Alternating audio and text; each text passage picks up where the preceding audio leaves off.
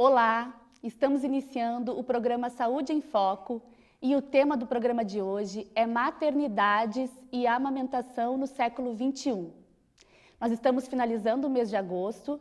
Eu me chamo Cristina, sou professora e pesquisadora no mestrado profissional em Saúde Materno-Infantil da Universidade Franciscana e por estarmos terminando o mês de agosto, e esse é um mês que a gente lembra mundialmente da importância da amamentação, do apoio à amamentação, e não somente isso, mas também destacamos o desejo da mulher que amamenta. O mês de agosto também é o mês da visibilidade lésbica, um período em que nós ampliamos o debate que deve ser constante da luta por respeito e dignidade das mulheres lésbicas e o seu direito por constituir uniões homoafetivas estáveis e respeitosas. Então, hoje falaremos sobre maternidades e amamentação no século XXI, com destaque à história da Marcela e com comentários da Vera e a Conelli. A Marcela é casada com a Melanie, tem 2 filhos, a Ioiô e o B, é autora do livro Mama, um relato de maternidade homoafetiva e também atua em projetos junto a equipes de educação e mediação cultural. A Vera Iaconelli é psicanalista, doutora pela USP, colunista da Folha de São Paulo, diretora do Instituto Gerar e autora do livro Criar Filhos no século XXI. É uma grande honra contar com a participação dessas 2 mulheres maravilhosas no programa de hoje. Eu estou muito emocionada com a presença de vocês, Marcela, e eu gostaria, então, de começar o programa de hoje te ouvindo um pouquinho da tua história de maternidade, da Ioiô e do B. Conta para nós, como é que é essa história aí? Bom, primeiro eu queria agradecer esse espaço. Eu sempre digo que onde houver espaço para maternidade lésbica, com certeza a gente tem que ocupar, e quanto mais a gente puder falar sobre as nossas famílias, mais rápido a gente vai naturalizar esse tema. Bom, eu me casei com a Mel em 2017, a gente está junto desde 2013, e em 2017 a gente decidiu que ia aumentar a nossa família e que queria engravidar.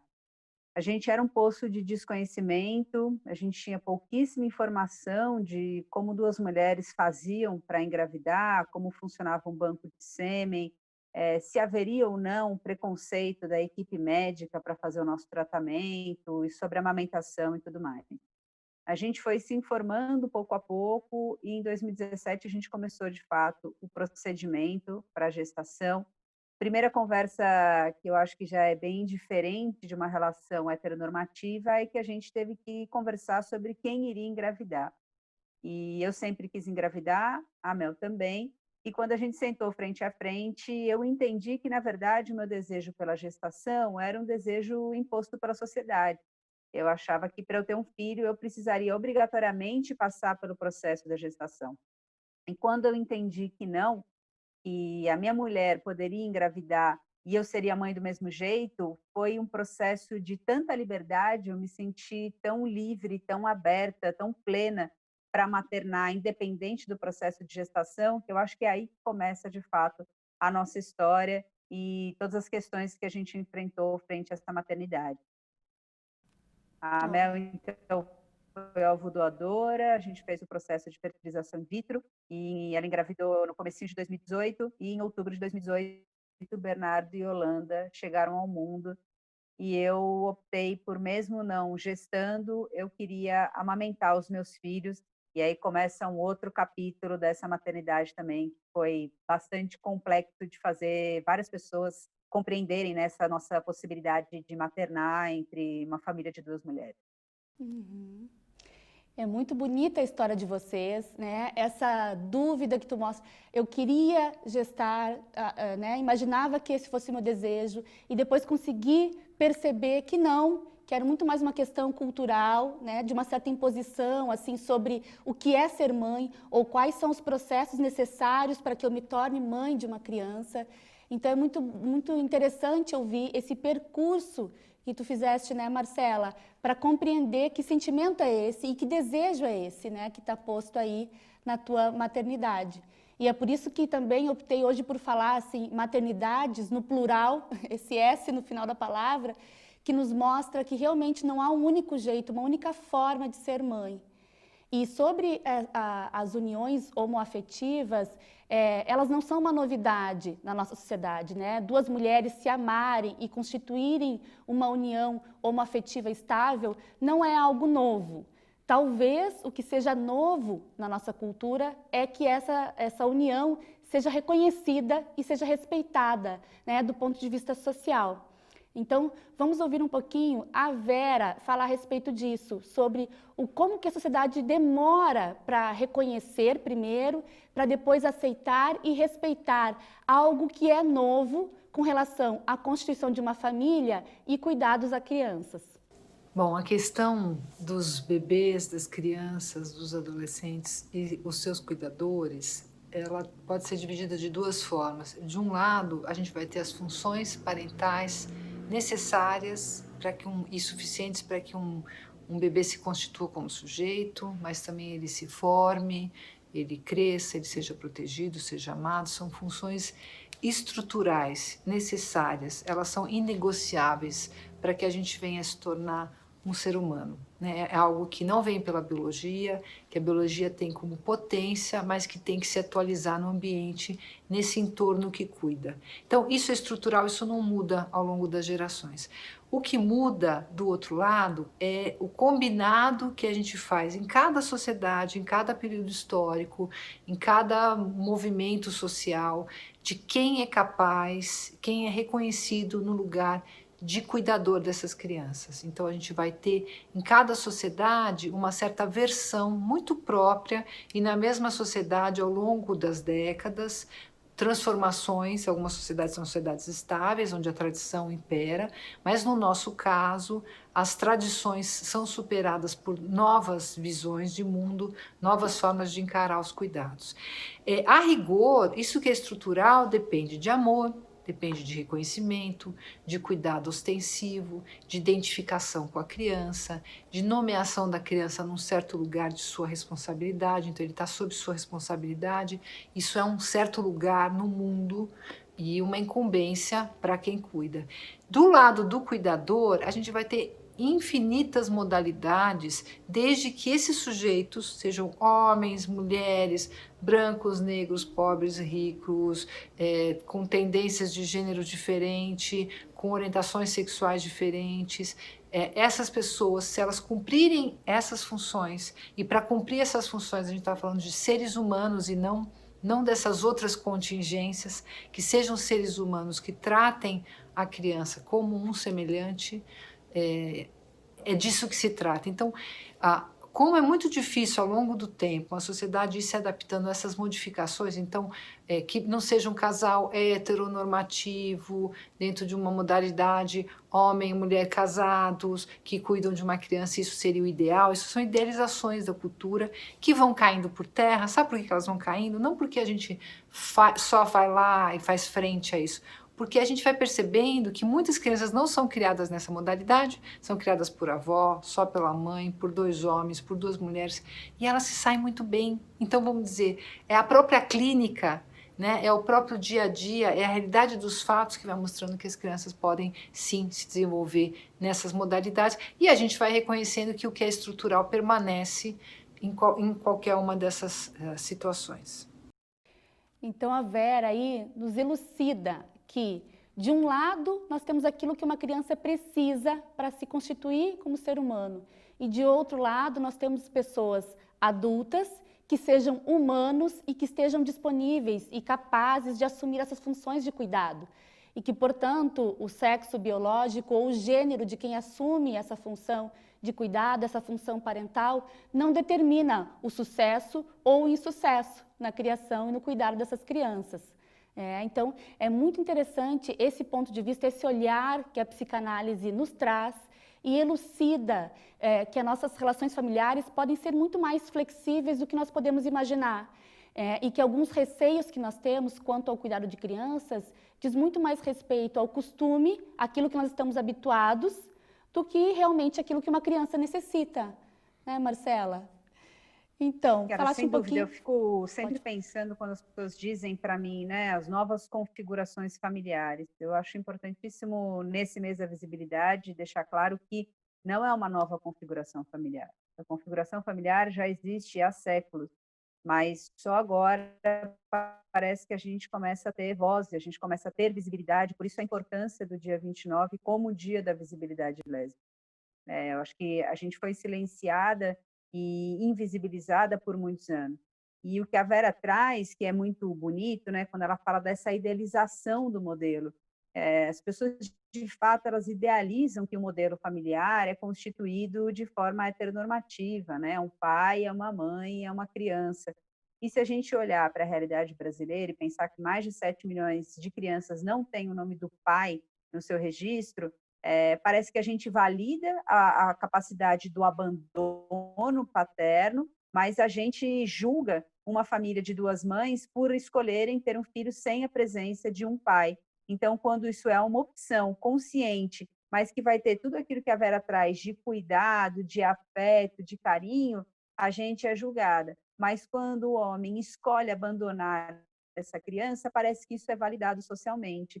Então, acho que a gente tem muito assunto, de fato, para pensar e pensar nesse reconhecimento da dupla maternidade como apenas uma família, né? Eu também rejeito quando as pessoas dizem que a minha família é inspiração. Eu não quero inspirar ninguém, eu quero ser só respiração, eu quero ser maré, eu quero ser ritmo, eu quero ser soma, eu quero ser só mais uma na sociedade. Mas parece que em 2020 a minha presença, a presença da minha família ainda se coloca como algo diferente. E é uma família tão bonita, como tantas outras que se constituem a partir do amor e do respeito, né? Porque é isso que constitui uma família, né? É isso que faz desse espaço um bom espaço para um ser humano crescer e se desenvolver, né? Esse amor, esse respeito entre vocês. Eu acho que é isso quando a gente decidiu que queria ter filhos e a gente conversou muito sobre qual é o momento certo para ter filhos, né? Eu acho muito complexo um casal definir, seja ele heteronormativo, de mulheres lésbicas ou gays, definir que momento é esse momento certo. Mas a gente entendeu na nossa vida, naquele momento de ritmo, de rotina, que a gente tinha muito afeto, muito carinho, muito desejo e muito cuidado para dedicar a essa criança, e aí vieram duas crianças, a gente tinha muito espaço para acolher e para se permitir também se reconstruir, porque eu acho que no momento em que eles nasceram, a gente nasceu também, né? A gente se transformou dentro do seu lugar de personagem e a gente passa a exercer esse personagem, a performar esse lugar mãe. E aí a gente já performa de um jeito que a gente tinha pouca semelhança e pouco reconhecimento social de que outras famílias que a gente conhecia que performavam duas mães lado a lado, né? Como é que seria esse exercício de maternar ao lado de uma outra mulher? Então, a gente viveu 2 puerpérios juntos, a gente amamenta com 4 peitos ao invés de 2. Isso pode parecer lindo, mas isso também traz muita complexidade, a gente tem que negociar tudo.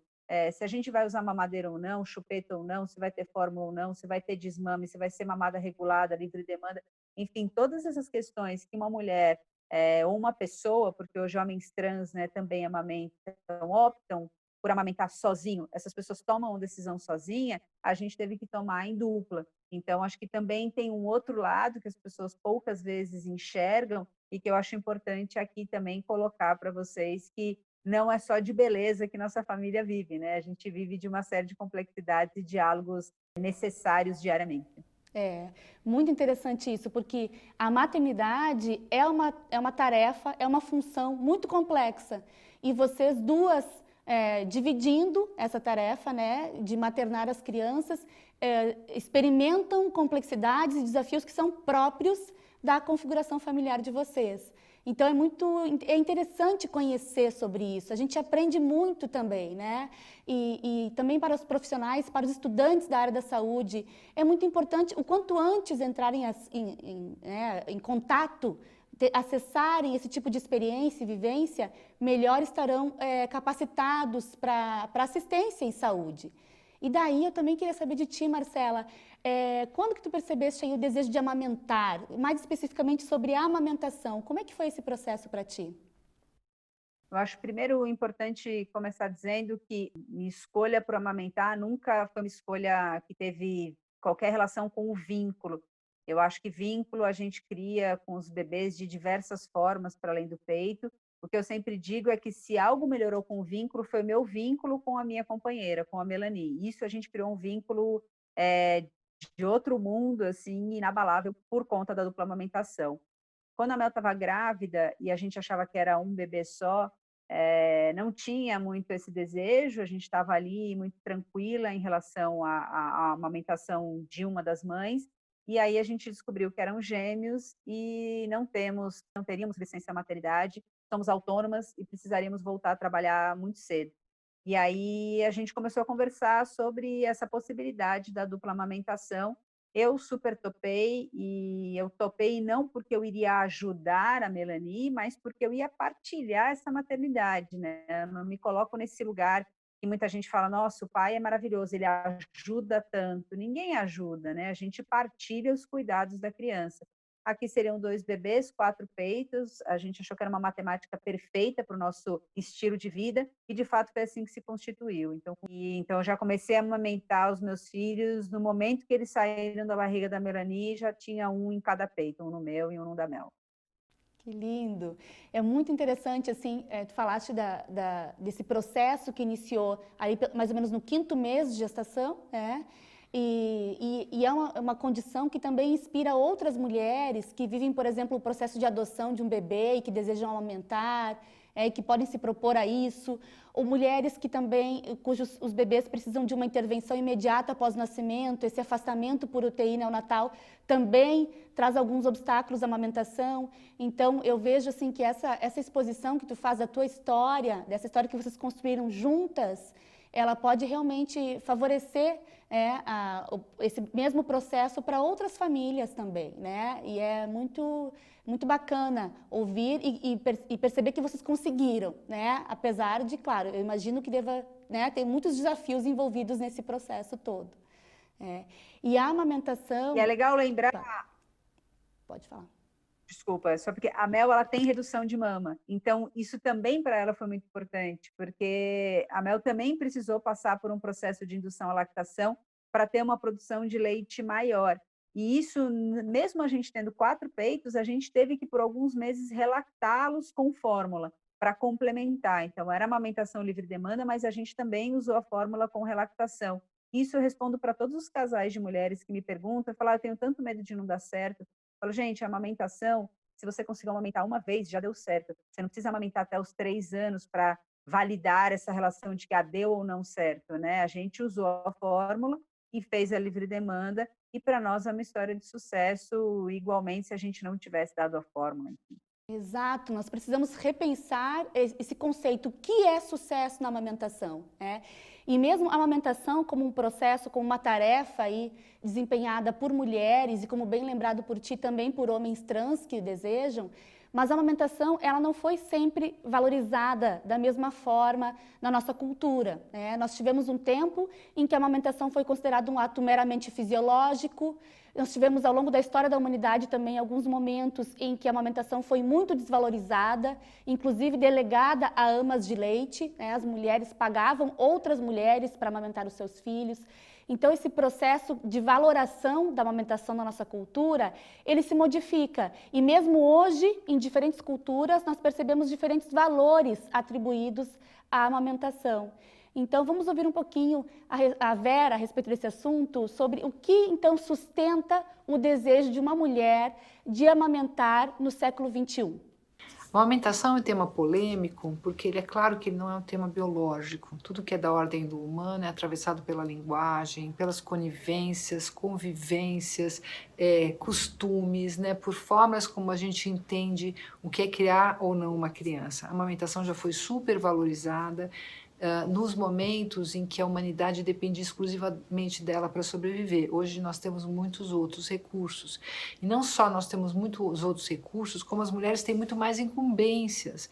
Quando a mulher, o trabalho da mulher se restringia a cuidar da prole, era mais fácil, porque mesmo que ela trabalhasse muito na casa, na lavoura, a criança estava ali perto.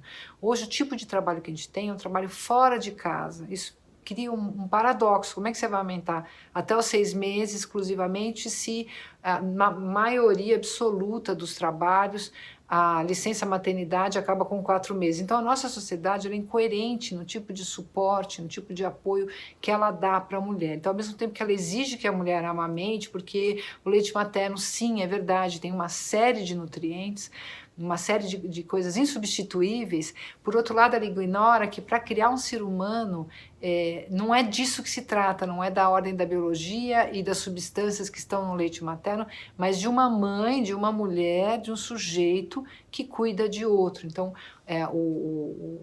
o ser humano é o animal mais tinhoso que tem, é mais difícil, porque ele não quer só leite, ele precisa, junto com o leite, de uma relação afetuosa, de uma relação de dedicação espontânea, que não seja fruto de uma imposição.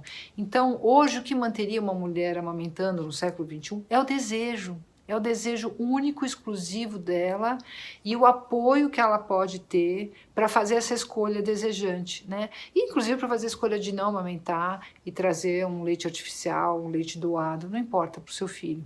Então, o que está em jogo aqui é que vai ficando claro que a ideia de meu corpo, minhas regras, a ideia de que a mulher pode dizer não, de que a mulher pode assumir o seu desejo em relação ao seu corpo e não ficar submetida a uma situação, começa na amamentação, né? No direito dela de não amamentar. Para o bebê vai ficando essa marca de que o corpo da mãe, ele é de uma pessoa, ele não é domínio público. E é lógico que isso vai dentro de uma série de lógicas importantes, que a gente vai falar dos estupros, dos abortos, enfim, mas num outro extremo dessa conversa. Mas nesse momento é muito importante que a mulher banque a amamentação a partir do seu desejo e de nenhuma outra razão que não seja essa, como tudo que tem a ver com a disponibilidade do corpo feminino para um outro. Olha, que interessante, né? Muito bom ouvir a Vera sempre, sempre é muito bom. E daí, Marcela, quando falamos do desejo da mulher de amamentar, da autonomia que a mulher tem para exercer essa condição e respeitar o seu corpo, né? A gente precisa também falar de desmame. E como é que está sendo esse processo aí para vocês, né? Eu sei que mais recentemente vocês têm pensado nessa questão do desmame. Como tem sido, Marcela? Cara, é bonito porque a Vera fala muito da rede de apoio, né? O quanto essa rede é fundamental para que a amamentação possa também ter essa chance de se prolongar. E para nós isso foi muito fundamental, assim, a gente teve ao nosso lado uma consultora de amamentação, uma obstetra, ginecologista, pediatras, mulheres, feministas, que nos apoiaram o tempo inteiro. E até nessas questões do desmame, né? Eu já, desde que eles tinham 1 ano e 1 mês, começo a pensar nas questões de regulada de mamada, de um possível desmame, mas como eu falei ali, eu preciso estar em muita sintonia com a Mel. Não basta do dia para a noite tomar essa decisão, tirar o meu peito e transferir todo esse desejo da amamentação para a Melanie.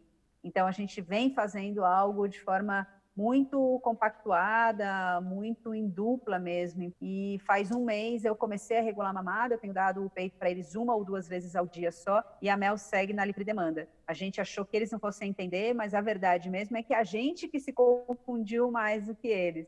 Então, a gente tem vivido esses 2 momentos distintos aí da nossa amamentação, eu já querendo tirar o meu peito de campo e a Mel querendo manter aí por mais meses. Então, vamos ver como é que vai ser as cenas dos próximos capítulos. Que legal, muito, muito bom te ouvir, Marcela. Porque é isso, né? O desmame, quando a gente fala em um desmame gradual, que seria, digamos, uma condição muito boa para o bebê, não é só para o bebê que essa condição é boa, é também para a pessoa que amamenta, né? Porque, bom, esse tempo e o repensar e o readequar esse processo, ele faz bem para a dupla, tanto para quem amamenta quanto para quem é amamentado. E é muito importante isso que tu falaste, né? De respeitar o desejo. Bom, eu estou sentindo que está chegando o meu momento. Eu estou sentindo que eu já cumpri essa tarefa satisfatoriamente com os meus filhos. Então, tudo bem que a gente vá gradativamente reduzindo as mamadas até chegar ao ponto de interrompê-las. Eu acho que aqui foi isso, muito respeito entre a gente, da gente com eles, mas eu acho que principalmente muito respeito meu com a Mel, né? Porque são desejos distintos e como é que a gente vai conseguir tomar as nossas decisões sem ferir o desejo uma da outra, sem impor um desejo maior do que o outro. Então, a gente tem feito isso em muito consenso, sendo muito cuidadosa uma com a outra, com esses desejos aí da amamentação. Que bom, Marcela. Bom, estamos nos encaminhando então para o final do programa de hoje. Foi assim um grande prazer, não tenho nem como colocar em palavras o meu agradecimento à tua presença aqui, Marcela, que é uma pessoa que, por mais que o teu desejo maior não seja de inspirar, mas inspira porque multiplica essa história nas redes sociais, em palestras, em eventos que eu já pude participar. Então é uma grande honra para nós a tua presença aqui, eu agradeço muitíssimo. Agradeço também a presença da psicanalista Vera Iaconelli. Eu acho que a união dessas duas mulheres maravilhosas nesse programa nos permitiu fazer um debate muito interessante a respeito de maternidades no século XXI e a amamentação, né? Então esse é um tema que a gente precisa falar cada vez mais e mais, incluir as mais diversas experiências de maternidade e falar sobre a amamentação, principalmente com esse enfoque, que é no desejo da mulher que amamenta e também na possibilidade de ela fazer um desmame à medida em que ela vai sentindo que já cumpriu essa tarefa com os seus filhos. Agradeço muitíssimo, Marcela. E estar do lado da Vera, para mim, é uma honra, um orgulho incrível. Queria te agradecer esse espaço, porque acho que para a gente também é maravilhoso poder contar a nossa história.